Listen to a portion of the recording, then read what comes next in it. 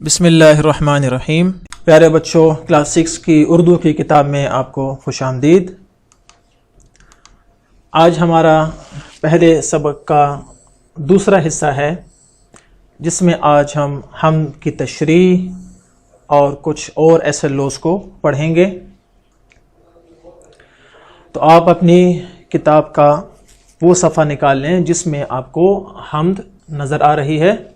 سب سے پہلے بات کرتے ہیں آج کے حاصلات تعلم یعنی SLOs کی، کہ آج ہم کون کون سے SLOs پڑھیں گے۔ پہلا SLO ہے نظم کا مرکزی نقطہ یا خیال بیان کر سکیں۔ دوسرا SLO ہے لغت کا استعمال جملہ سازی میں سیکھ سکیں، متلازم الفاظ کو سمجھ سکیں، نظم سے ہم قافیہ الفاظ تلاش کر سکیں، نظم کو درست تلفظ اور روانی سے سمجھ کر پڑھ سکیں۔ تو بچوں، متلازم الفاظ یہ ہم پہلے لیکچر میں پڑھ چکے ہیں، اور آج ہم پڑھیں گے حمد اور اس کی تشریح اور اس کے کچھ اہم نکات کے بارے میں۔ تو پیارے بچوں، آپ نے یہ حمد میرے ساتھ پڑھنی ہے، غور سے سننی ہے، اور شعر کا جو سطر میں آپ کے سامنے پڑھوں آپ نے مل کر میرے ساتھ پڑھنی ہے، تاکہ آپ کو مختلف الفاظ کے درست تلفظ کا علم ہو سکے۔ تو چلیں حمد شروع کرتے ہیں۔ پہلے شعر کی طرف آ جائیں۔ پہلا شعر کیا ہے؟ خدا کا نام روشن ہے، خدا کا نام پیارا ہے، دلوں کو اس سے قوت ہے، زبانوں کو سہارا ہے۔ اس شعر میں شاعر نے اللہ کے نام کی تعریف کی ہے اور یہ کہا ہے کہ خدا کا نام روشن ہے۔ روشن کا مطلب چمک والا ہے، چمکدار ہے، اور خدا کا نام پیارا، پیارا یعنی خوبصورت ہے، اور اس کا فائدہ کیا ہے؟ دلوں کو اس سے قوت ہے۔ دلوں کو قوت یعنی طاقت، قوت اس کا معنی ہے طاقت۔ دلوں کو اس سے قوت ہے، زبانوں کو سہارا ہے، یعنی ہمارے دل کو جو طاقت ہے اور ہماری زبانوں کو جو سہارا ہے، وہ کس وجہ سے؟ وہ خدا کے نام کی وجہ سے۔ دیکھیں خدا کا نام کی کتنی پیاری تعریف بیان کی گئی ہے۔ دوسرے شعر کی طرف آ جائیں۔ خدا ہی ہے زمین و آسمان کا خالق و مالک، اسی کی قدرت و صنعت نے عالم کو سنوارا ہے۔ دیکھیں شاعر اس شعر میں کہہ رہا ہے کہ زمین اور آسمان کا خالق کون ہے؟ خالق کا معنی کیا ہے؟ پیدا کرنے والا یا بنانے والا، بنانے والا، یہ خالق کا معنی۔ اور صرف خالق ہی نہیں ہے، ایسا نہیں ہے کہ اللہ تعالیٰ نے زمین اور آسمان بنائے اور اس کے بعد اس کو چھوڑ دیا، اور اس زمین اور آسمان کے ساتھ اللہ کا کوئی تعلق نہیں ہے، ایسا نہیں ہے، بلکہ خالق ہونے کے بعد اس کا مالک بھی کون ہے؟ اللہ تعالیٰ ہے۔ زمین، آسمان، اور اس میں جو کچھ بھی ہے اس سب کا خالق بھی اللہ تعالیٰ، اور اس سب کا مالک بھی کون ہے؟ اللہ تعالیٰ ہے۔ اور پھر کیا ہوا؟ اسی کی قدرت و صنعت نے عالم کو سنوارا ہے۔ اسی کی قدرت، زمین پر قدرت کس کی ہے؟ اللہ کی۔ بادشاہی کس کی ہے؟ اللہ کی۔ اور صنعت، یہ لفظ کیا ہے؟ صنعت، صاد پر زبر ہے، صنعت۔ صنعت کا مطلب ہے بنانا، کسی چیز کا تخلیق کرنا۔ عالم کو سنوارا ہے، عالم کا مطلب دنیا اور آسمان، یہ جو عالم ہے، ہم کہتے ہیں نا الحمدللہ رب العالمین، دونوں جہان۔ عالم کا مطلب ہے جہان۔ کیا مطلب ہے؟ جہان۔ ٹھیک ہو گیا؟ اب دیکھیں اس شعر میں شاعر نے کیا کہا؟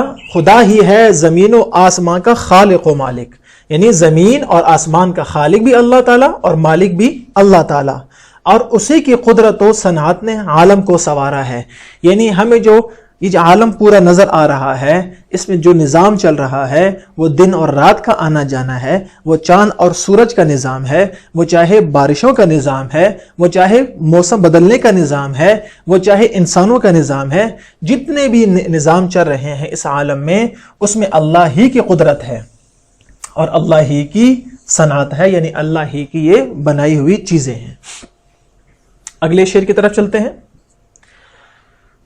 اسی کے انتظام و حکم سے موسم بدلتے ہیں، وہی ہے وقت پر جس نے ہواؤں کو ابھارا ہے۔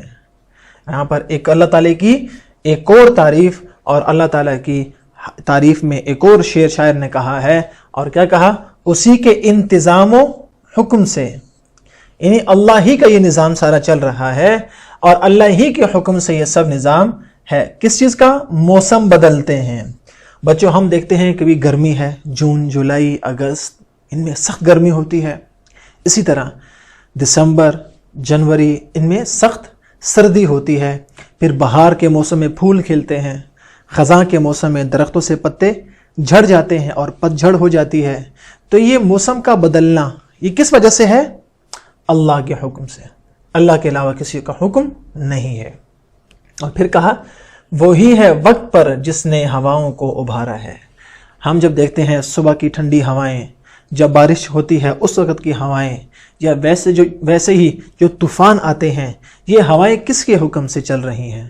یہ ہوائیں، ان ہواؤں کو ابھارنے والا کون ہے؟ اللہ تعالی۔ اگلا شعر دیکھیں۔ کرو طاعت خدا کی بس وہی معبود برحق ہے، اسی کی شان یکتائی جہاں میں آشکارا ہے۔ سبحان اللہ، بہت پیارا شعر ہے کہ شاعر کہتا ہے کہ اللہ تعالیٰ کی جب اتنی صفات بیان کر لیں جو آپ نے پہلے 3 اشعار میں پڑھی، تو جب وہ اتنی طاقت اور قدرت رکھنے والا ہے تو ہمیں اطاعت کس کی کرنی چاہیے؟ اللہ کی۔ یہ طاعت لفظ اصل میں کیا ہے؟ اطاعت۔ کیا ہے؟ اطاعت کا مطلب ہے بندگی، اس کا معنی ہے فرما برداری۔ تو ہمیں اطاعت کس کی کرنی ہے؟ اللہ تعالیٰ کی۔ کرو طاعت خدا کی بس وہی معبود برحق ہے۔ ہم سب کس کی عبادت کرتے ہیں؟ اللہ تعالیٰ کی۔ معبود کہتے ہیں جس کی عبادت کی جائے، معبود جس کی عبادت کی جائے، بس وہی معبود برحق ہے۔ ہم نماز میں بھی کہتے ہیں جب ہم سورہ فاتحہ پڑھتے ہیں، ایاک نعبد، اے اللہ ہم بس تیری ہی عبادت کرتے ہیں، یعنی معبود بس تیری ہی ایک ذات ہے۔ اسی کی شان یکتائی جہاں میں آشکارا ہے۔ یکتائی کا مطلب کیا ہے؟ اکیلا ہونا۔ یکتا، یک یہ اس کا معنی ہے ایک، یکتائی مطلب اکیلا ہونا۔ تو ہم جو کہتے ہیں قل هو اللہ احد، اللہ تعالیٰ کیا ہے؟ اکیلا ہے۔ وہ خالق بھی اکیلا، وہ مالک بھی اکیلا، وہ قادر بھی اکیلا، وہ ہم سب کا معبود بھی اکیلا۔ اسی کی شان یکتائی جہاں میں آشکارا ہے۔ جب ہم یہ جہان دیکھتے ہیں تو ہمیں معلوم ہوتا ہے کہ اس جہان میں خالق اور مالک وہ ایک ہی ہے، 2 3 یا 4 نہیں۔ کیوں؟ ہمیں ایسا کیوں لگتا ہے؟ اس لیے کہ جب ہم دنیا کا نظام دیکھتے ہیں، کائنات کا نظام دیکھتے ہیں، سورج ٹھیک اپنے وقت پہ نکلتا ہے، چاند ٹھیک اپنے وقت پہ نکلتا ہے، سورج ٹھیک اپنے وقت پہ غروب ہوتا ہے، چاند ستاروں کا نظام بالکل ویسا ہی ہے جیسے بہت پہلے سے تھا۔ تو جب ہم یہ نظام دیکھتے ہیں تو سب نظام ٹھیک ٹھاک چلتا ہے۔ یہ کیوں؟ اس لیے کہ وہ اللہ تعالیٰ کیا ہے؟ ایک ہے اور اکیلا ہے۔ اگر خدا 2 یا 2 سے زیادہ ہوتے، جیسا کہ قرآن میں بھی ہے، تو کیا ہوتا؟ یہ دنیا کا نظام درہم برہم ہوتا۔ کبھی سورج جلدی آتا، کبھی لیٹ آتا، کبھی ایک خدا کی بات مانی جاتی، کبھی دوسرے خدا کی بات مانی جاتی، لیکن ایسا کچھ بھی نہیں ہے۔ جب ایسا کچھ نہیں ہے، اس کا مطلب یہ ہے پیارے بچوں کہ اس نظام کا خالق اور مالک وہ ایک ہے۔ اسی کی شان یکتائی، اسی اللہ کی وہ ایسی شان کہ وہ اکیلا ہے، جہاں میں آشکارا ہے۔ آشکار کا مطلب کیا ہے؟ بالکل واضح بات۔ آشکارا کا مطلب واضح، یہ اصل لفظ ہے آشکار۔ اگلے شعر کی طرف چلتے ہیں۔ اگر اعمال اچھے ہیں تو پاؤ گے بڑے درجے، سمجھ لو امتحان اس دار فانی میں تمہارا ہے۔ کتنا پیارا شعر ہے۔ اور بچے یہاں پر آپ کو ایک سبق دیا شاعر نے، جو کہ اکبر الہ آبادی ہیں اور بڑے مشہور شاعر ہیں۔ وہ کہتے ہیں اگر اعمال اچھے ہیں تو پاؤ گے بڑے درجے، یعنی اعمال اچھے تو درجات بھی کیا ہوں گے؟ بڑے ہوں گے۔ دیکھیں جب آپ محنت کرتے ہیں اور جب آپ محنت سے پڑھائی کرتے ہیں تو آپ کے نمبر بھی کیا آتے ہیں؟ اچھے آتے ہیں، آپ کے گریڈز بھی اچھے آتے ہیں۔ اور اگر آپ صحیح پڑھائی نہیں کرتے، سبق غور سے نہیں سنتے، ٹیچرز کی بات نہیں مانتے، اپنا ہوم ورک کام پر نہیں کرتے، تو آپ کے درجے اور آپ کے گریڈز اور آپ کے مارکس بھی کم آتے ہیں۔ تو یہی دنیا کا نظام ہے۔ اگر دنیا میں اعمال اچھے ہوں گے تو آخرت میں درجے کیا ہوں گے؟ بڑے۔ درجے مطلب مقام، مرتبہ، اللہ کے ہاں مقام۔ سمجھ لو انتہا اس دار فانی میں تمہارا ہے۔ اور شاعر کہتا ہے آپ سمجھ لیں کہ اس دار فانی میں آپ کا امتحان ہو رہا ہے۔ دار فانی کسے کہتے ہیں؟ دار کہتے ہیں گھر کو۔ دار کسے کہتے ہیں؟ گھر۔ اور فانی کسے کہتے ہیں؟ فانی فنا ہونے والا، فنا ہونے والی دنیا۔ اور اس سے مراد کیا ہے؟ دنیا۔ دیکھیں قیامت سے پہلے دنیا کیا ہو جائے گی؟ فنا ہو جائے گی نا۔ تو اس لیے دنیا کو کہتے ہیں دار فانی۔ تو شاعر کہتا ہے کہ یہ جو دار فانی یعنی یہ دنیا ہے، آپ یہ سمجھ لیں کہ اس میں دراصل ہمارا امتحان ہو رہا ہے۔ اور اگر آپ نے امتحان میں کامیاب ہونا ہے تو اگر آپ کے اعمال اچھے کریں گے تو آپ کے درجات بھی کیا ہوں گے؟ بڑے ہوں گے۔ تو بچوں آپ نے بھی اچھے اعمال کرنے ہیں، اچھے اخلاق سے کام لینا ہے۔ کیوں؟ تاکہ آخرت میں آپ کے درجے کیا ہوں؟ بڑے ہوں۔ شاباش۔ اگلے شعر کو دیکھیں۔ وہی دنیا میں ہے اس زندگی و موت کا خالق، ہر ایک کو اپنی مرضی سے جلایا اور مارا ہے۔ یعنی اس شعر میں شاعر کہہ رہا ہے کہ زندگی اور موت اس کا خالق کون ہے؟ اور خالق کا معنی میں نے آپ کو بتایا تھا۔ خالق کا معنی کیا تھا؟ پیدا کرنے والا اور بنانے والا یا تخلیق کرنے والا بھی آپ کہہ سکتے ہیں، ایک ہی بات۔ وہی دنیا میں ہے اس زندگی اور موت کا خالق، ہر ایک کو اپنی مرضی سے جلایا اور مارا ہے۔ یہاں پر ایک لفظ ہے جلایا، اور میں نے کل آپ کو بتایا تھا کہ لفظ جلایا کا معنی ہے زندگی دینا۔ زندگی دینا، یہ لفظ جلایا ہے، جیم پہ زیر ہے، جلایا نہیں۔ جلایا کا مطلب آگ لگانا۔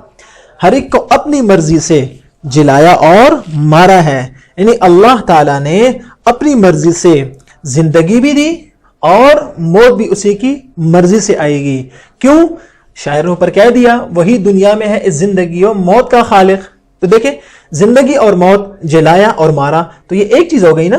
تو اس شعر میں شاعر یہ کہنا چاہ رہا ہے کہ اس دنیا میں جو انسان پیدا ہوتا ہے یا جو انسان فوت ہوتا ہے اور مر جاتا ہے، وہ کس کی مرضی ہے؟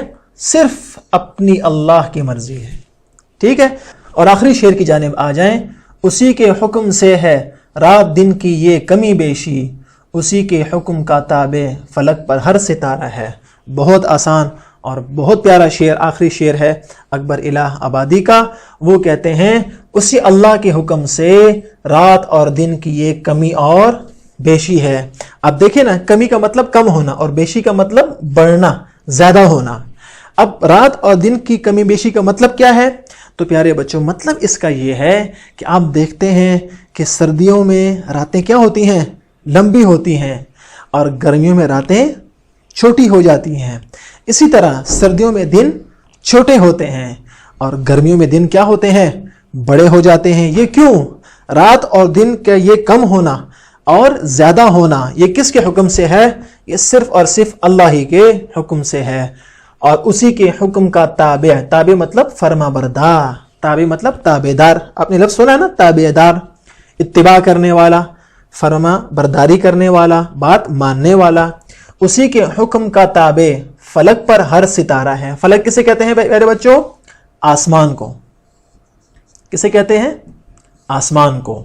اسی کے حکم کا تابع فلک پر ہر ستارہ ہے، اور صرف زمین ہی نہیں بلکہ آسمان پر جتنے بھی ستارے ہیں وہ کس کی بات مانتے ہیں؟ اللہ کی۔ تو پیارے بچوں کتنی پیاری حمد تھی اور کتنے پیارے انداز سے شاعر نے اس میں اللہ کی تعریف بھی بیان کی، شاعر نے دعا بھی کی اور شاعر نے ہمیں آخرت کی طرف متوجہ بھی کیا اور اس کے بعد زندگی اور موت کا خالق بھی بتایا اور اللہ تعالیٰ کی تخلیق، اللہ تعالیٰ کے خالق ہونا اور مالک ہونا ہمیں بتایا۔ یہ ہے اس نظم کا مرکزی نقطۂ خیال۔ امید ہے آپ کو سمجھ آ گئی ہوگی۔ اب پیارے بچوں، آپ نے حمد سنی، اس کی تشریح سنی، اس کے کچھ الفاظ کے معنی ہم نے پڑھے۔ آپ نے کیا کرنا ہے، اس حمد کا مرکزی خیال جو میں نے آخر میں آپ کو بتایا وہ آپ نے لکھنا ہے۔ وہ تو میں نے آپ کو بتا دیا نا۔ اور آپ نے حمد میں استعمال ہونے والے ہم قافیہ الفاظ تلاش کرنے ہیں اور ان سے آپ نے مزید الفاظ بھی بنانے ہیں۔ ہم قافیہ الفاظ تو بہت آسان ہیں، وہ کیا ہیں؟ ہم آواز الفاظ، ہم آواز۔ تو آپ نے اس حمد میں ہم قافیہ الفاظ کو تلاش بھی کرنا ہے اور صرف تلاش نہیں کرنا بلکہ مزید الفاظ بھی بنانے ہیں۔